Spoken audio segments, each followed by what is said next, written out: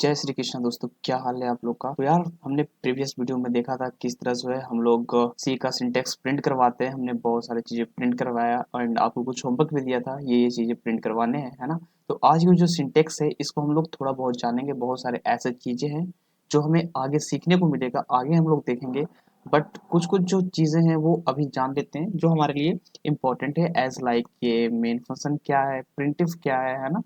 ये stdio.h इसके बारे में हम आगे भी जानेंगे, है ना। ये हेडर फाइल है क्या है, ठीक है। तो सबसे पहले देखते हैं यहाँ पे हैशटैग इंक्लूड stdio.h, ठीक है। यहाँ पे जो IO सेंटेंस है इसका मतलब आप लोग क्या समझते हो। IO मीन्स इनपुट आउटपुट, है ना।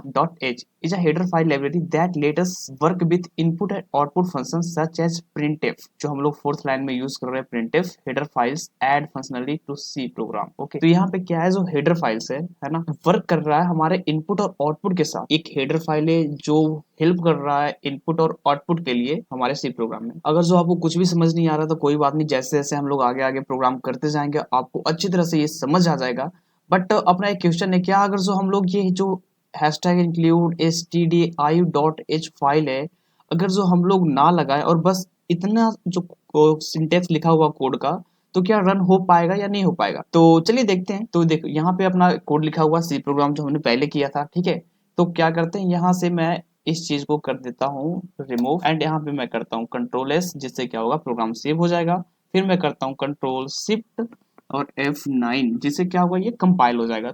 तो देख सकते हो यहाँ पे एरर हालांकि एक भी नहीं आया है। बट यहाँ पे जो लिखा हुआ है डिक्लेरेशन ऑफ फंक्शन प्रिंटिव, है ना। तो देखो जो इंक्लूड था हमारे हैशटैग इंक्लूड, वो इनपुट आउटपुट के लिए फंक्शनलिटी को ऐड करता है हमारे पास, ठीक है। तो ये जो प्रिंटिव फंक्शन हो गया वो क्या हो गया, ये आउटपुट शो कराने के लिए हो गया, ठीक है। एंड अपने पास एक फंक्शन होता है जिसे हम लोग कहते हैं स्कैनफ, ठीक है। ये क्या होता है, ये होता है इनपुट कराने के लिए, है ना। अभी हम लोग ये समझते हैं ये इनपुट कराने के लिए होता है और ये आउटपुट कराने के लिए होता है। तो यहाँ पे ये माना जाता है कि अगर जो हम लोग हेडर फाइल ना लगाएं तो ये रन तो हो जाएगा, बट ये अच्छी प्रैक्टिस होता है कि हम लोग अपने प्रोग्राम में हेडर फाइल लगा लें, क्योंकि ये देखो ये आईओ पे ही वर्क करता है, इनपुट आउटपुट हेडर फाइल पे। एंड बहुत सारे हेडर फाइल होते हैं, एज लाइक होते हैं, स्ट्रिंग हो गया, ठीक है।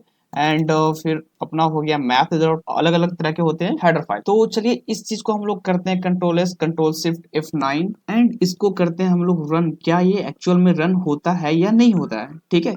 तो चलिए करते हैं इसे रन एंड देखो यहाँ पे प्रिंट हो गया हेलो वर्ल्ड, है ना। तो ये रन तो कर जाएगा, बट अच्छा प्रैक्टिस हमारे लिए ये रहेगा हम अपने प्रोग्राम में हेडर फाइल लगा लेंगे। एक अच्छे प्रैक्टिस के लिए हेडर फाइल लगाना जरूरी होता है ना।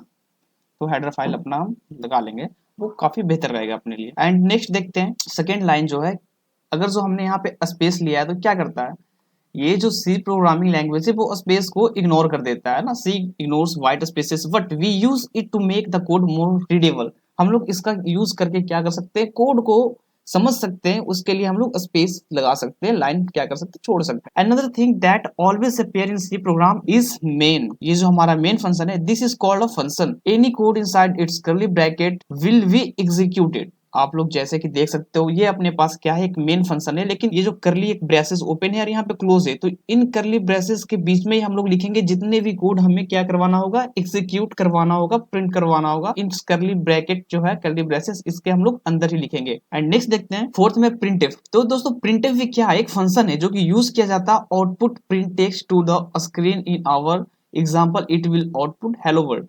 तो हमने क्या किया, जिस तरह से अभी हमने प्रिंट करवाया हेलो वर्ल्ड, है ना, ये फंक्शन को यूज करके हम लोग कुछ भी प्रिंट करवा सकते हैं। एज लाइक अपना, चलो मैं पंजाब प्रिंट करवाया, कंट्रोल एस किया, इसे कंट्रोल शिफ्ट F9 प्रेस किया मैंने। यहाँ पे देखो कोई एरर नहीं आया। फिर हम लोग करते हैं कंट्रोल F10 और यहाँ पे देखो पंजाब प्रिंट हो गया। आ रहा समझ में।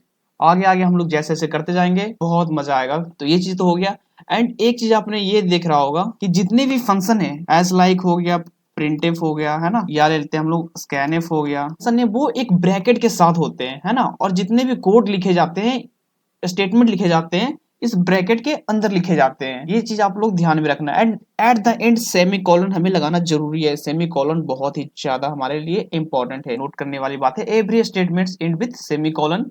नेक्स्ट देखते हैं, the body of int man could also be written as this। मतलब ये जो मेन फंक्शन के अंदर जितने भी हम लोग कोड लिखते हैं, ठीक है, वो अगर जो हम लोग एक लाइन में लिख दें तो एरर नहीं आएगा, है ना। तो चलिए हम लोग देख लेते हैं कि एरर आता है या नहीं आता। जब हम मेन फंक्शन को एक ही लाइन में लिख दिया जाए। तो मैंने क्या किया, जितने भी मेन फंक्शन का प्रोग्राम था उसको मैंने क्या किया, एक लाइन में लिख दिया।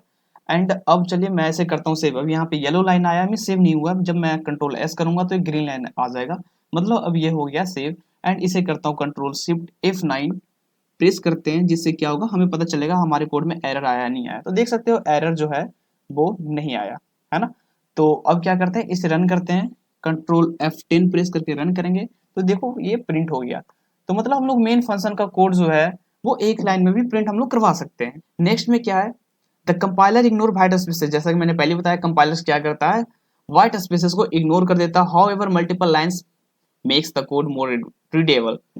बट जो क्या है, मल्टीपल्स लाइन है वो क्या करता है, हमारे कोड को मोर रीडेबल बनाता है ना। Return zero it's the main function. मतलब क्या है, जो हम लोग ये रिटर्न जीरो लिखते हैं, ठीक है, ये करता क्या, ये हमारे जो मेन फंक्शन है उसको करता है एंड। ठीक है, तो ये इंपॉर्टेंट है कि मेन फंक्शन जो हमारा इंट मेन फंक्शन जो होगा वो हमेशा क्या होगा, रिटर्न जीरो से क्लोज होगा। ये बात अब याद रखना। एंड नेक्स्ट लाइन हम लोग देखते हैं, इसमें लिखा हुआ है do not forget to add the closing curly braces to actual in the main function. And हम लोग को कभी नहीं भूलना है कि ये मेन फंक्शन को एंड करने के लिए, एंड करने के लिए हमें ये करली ब्रेसेस लगाना जरूरी है लास्ट में। ये हमारा सी प्रोग्रामिंग का स्ट्रक्चर रहा। एंड अगर जो आपको जानना है इसमें कमेंट कैसे ऐड करें, मल्टीपल लाइंस कमेंट कैसे ऐड करें, तो ये वीडियो आप लोग आई बटन पे आया हुआ है, डिस्क्रिप्शन बॉक्स में है, आप डायरेक्ट क्लिक करके उस पर देख सकते हो। एंड VS कोड कैसे इंस्टॉल करना, how to setup VS code, उसमें MinGW कैसे सेटअप करना है, हर एक चीज बिल्कुल इजी वे में बताया गया है। वो भी हमारे डिस्क्रिप्शन बॉक्स में उसका लिंक है, आप लोग जाकर देखें। उम्मीद है बहुत अच्छे तरीके से समझ में आएगा। तो नेक्स्ट वीडियो में मैं बात करूंगा अपने वेरिएबल्स के बारे में। तो अगर जो वीडियो पसंद आता है तो करनी लाइक, अगर जो अपने फ्रेंड के साथ करना चाहते हो शेयर, तो इस चीज को करें आप लोग शेयर। एंड अगर जो आप नए हो तो हमारे चैनल को करें सब्सक्राइब। बहुत सारे अपडेट आपको मिलते रहेंगे। जैसा कि आपको पता है, मैथ जो पढ़ा रही है वो पढ़ा रही है पायल दीदी, एंड C++ जो है वो पढ़ा रहा है दविंदर भाई। Okay, so thanks for watching guys.